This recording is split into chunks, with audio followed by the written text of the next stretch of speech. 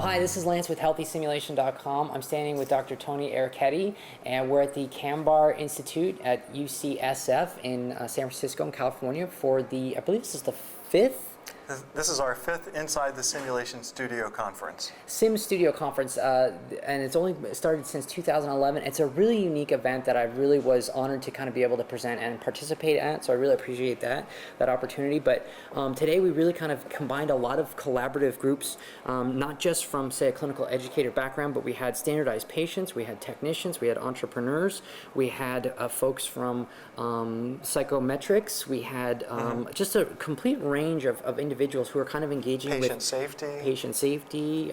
Kaiser Permanente represented, various kind of simulation lab program administrators came together. So I was really fascinated about what kind of brought you to build such a project where we were talking from different angles about the same kind of new emerging technology and methodology. Well, I think our idea was to bring together in one day in a plenary format the vast array of people doing different kinds of human simulations. It could be medical, healthcare, legal, psychological. We would get astronauts to come if we could, but we wanted to get people together in one place to give short presentations on what they're most passionate about, and even more importantly, to demonstrate their work, not just talk about it, but to demonstrate their work, and to try to generate some dialogue from that, and to generate some connections, to learn from each other. And so we've always thought of this as kind of what I called a Chautauqua. A Chautauqua. Under one tent, combining education, entertainment, music. If nobody played music today, but that's happened before. Sure. We developed a music video last year on debriefing that we showed. Different approaches to teaching about the wide variety of simulations. Absolutely, and that's what really came across today was just so many different times, all of a sudden we'd take a break and some actors or standardized patients, actors would get up and they would entertain us for 10 minutes, and then they would talk about the process of, acting and how did they gain and create those characters that they utilize in their job, and then right after that we saw a totally different presentation, and so it was a really amazing event. And I think we're most proud that we've gotten people up on stage that never have before, standardized patients most notably. They're the ones who do a lot of the healthcare teaching, who are most involved in simulations in arguably the most high fidelity manner, but who aren't really given maybe the opportunity to present their work. Right, absolutely. And so we're kind of really breaking down a lot of barriers here I see today and really opening up the conversation in a lot of great ways. All right, so now I'm standing here with Lori Schroeder, who's the medical educator and standardized patient educator for NYIT, works very closely with Tony. He's actually the co-founder of the Sim Studio, a conference that we took part in today. And I just wanted to hear more about how you guys came together to develop this new kind of conference meeting that has regionally taken place 5 times already around the country, only since 2011. So the birth of the idea was really from Tony, who wanted standardized patients to be part of the conversation. Right. We found so many times that standardized patients are talked about, but they're not necessarily engaged in the development of curriculum or case development. So we wanted to engage them more because they're at the front line and they're executing a lot of the ideas. And they're a staff member that's really inherent with regards to this whole process of education. And I think I can ditto that back from being a technical or an administrative standpoint with regards to those probably similar conferences where, hey, there's more need here for kind of discussion beyond what we've kind of deemed as the appropriate, kind of forefront, and we need to start to expand that conversation.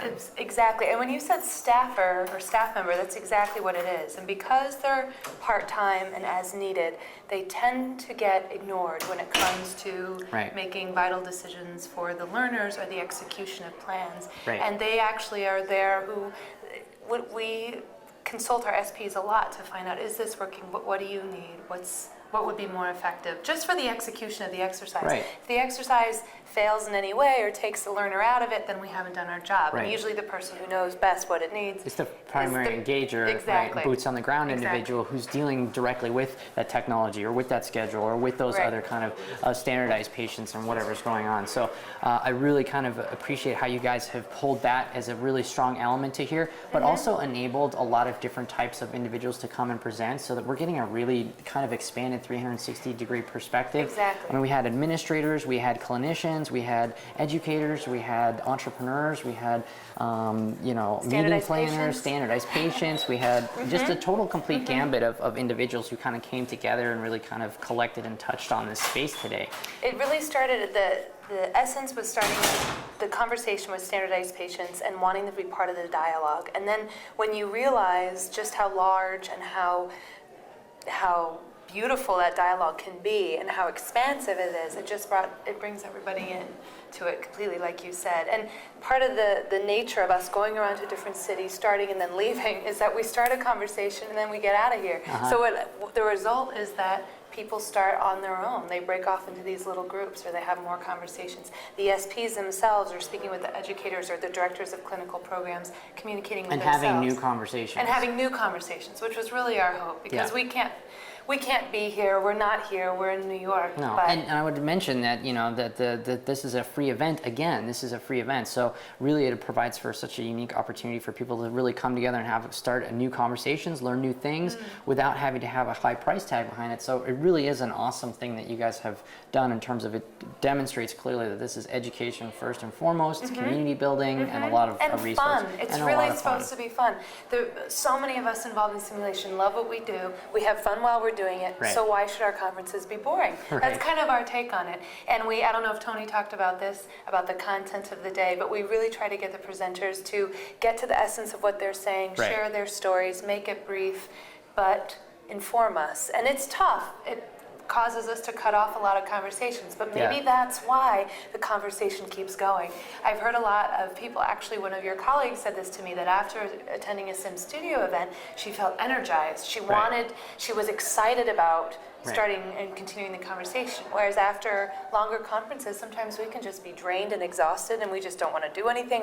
I have so many Takes different... a week to recover. Yeah, I have so many programs with all these business cards of people I must meet, and I'm so tired when I get home. I just kind of, I don't. So this was really a place It's energizing, and it's nice that it's a singular day, so that it's just like boom, you show up, you enjoy something new for a day, and you do feel, I feel empowered and refreshed by the things that I picked up today. But I will say that I kind of cheated because they told me my presentation needed to be shorter, so I just talked faster so that I could squeeze more information. But that's...